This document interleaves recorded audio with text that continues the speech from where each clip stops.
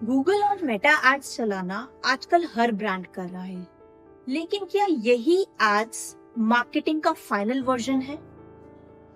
मुझसे बहुत सारे फाउंडर्स पूछते हैं कि सीटीआर तो आ रहा है बट विजिबिलिटी ही नहीं है। सीटीआर तो अच्छा आ रहा है लेकिन ट्रस्ट ही नहीं बिल्ड हो रहा। बजट तो खर्च हो रहा है लेकिन लॉन्ग टर्म ऑडियंस ही क्रिएट नहीं हो रही। टीम्स तो एड चला रही है लेकिन उसका इम्पैक्ट ही नहीं समझ में आ रही। तो मैं एक क्वेश्चन पूछती कि क्या आप सिर्फ एड चला रहे हो या ब्रांड बना रहे हो? नम्रता, गूगल और मेटा जो प्लेटफॉर्म है ये अपने आप में इंडिविजुअल प्लेटफॉर्म्स हैं, अपनी डिफरेंट इन्वेंटरीज रखते हैं और अपने आप में एक डिफरेंट इकोसिस्टम रखते हैं। नम्रता, इसमें गूगल और मेटा अपने आप में एक बहुत इफेक्टिव टूल्स हैं, बट ये दोनों अलग अलग तरीके से काम करते हैं। बट जब हम बात करते हैं प्रोग्रामेटिक एड में DV360 जैसे प्लेटफॉर्म्स की, तो ये अपने आप में एक बहुत बड़ा इकोसिस्टम है जो कि हर एंगल को कवर करता है। ऑडियंस के जो डिफरेंट फनल स्टेजेस हैं, आपकी सब ऑडियंस को एक ही टाइम पर मल्टीपल टाइप से कैटर करता है। गूगल एड्स आपकी एड को GDN तक रिस्ट्रिक्ट करके रखता है। मेटा आपकी ऑडियंस को सोशल स्क्रॉल तक रिस्ट्रिक्ट करके रखता है। लेकिन प्रोग्रामेटिक में आपका एड यूट्यूब पर, OTT प्लेटफॉर्म पर, न्यूज वेबसाइट्स पर, डू एड्स जो होती हैं उस पर, smart screens, even smart TV पर भी आपकी एड को हर जगह विजिबल करता है विद कंसिस्टेंट ब्रांड मैसेजिंग।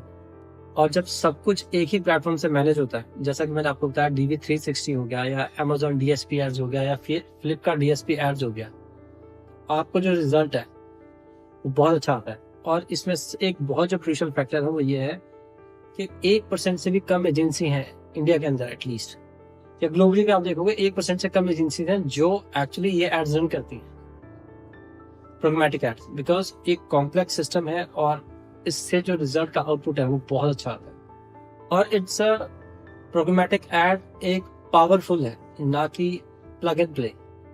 तो अगर मैं छोटी टीम के साथ हूँ या गूगल या मेटा प्लेटफॉर्म से थक चुकी हूँ, तो मुझे आखिर ये ट्रांजिशन कैसे समझना होगा? एक छोटा फुटवेयर का ब्रांड था जो कि हर महीने 12 लाख रुपए स्पेंड कर रहा था गूगल और मेटा पे, बट उनका ब्रांड रिकॉल वैल्यू 0 था।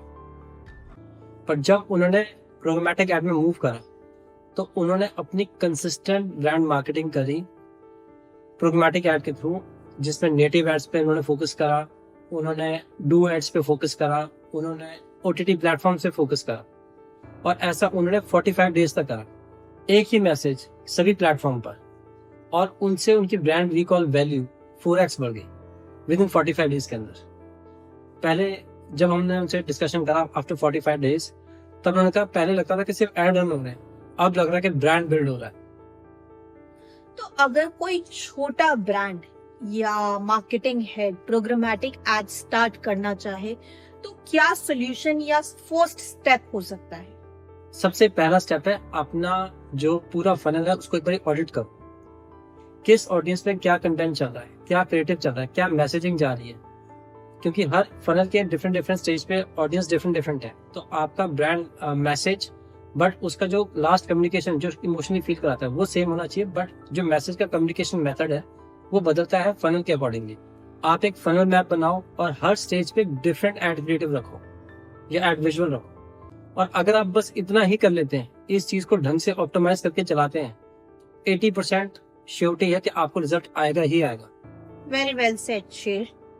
सो फ्रेंड्स, ब्रांड बिल्डिंग शुरू होती है जब आप सोचना बंद और देखना शुरू करते हैं। Don't forget to share this video with your agency team, and if you want to know about programmatic ads, do mention programmatic in the comment box.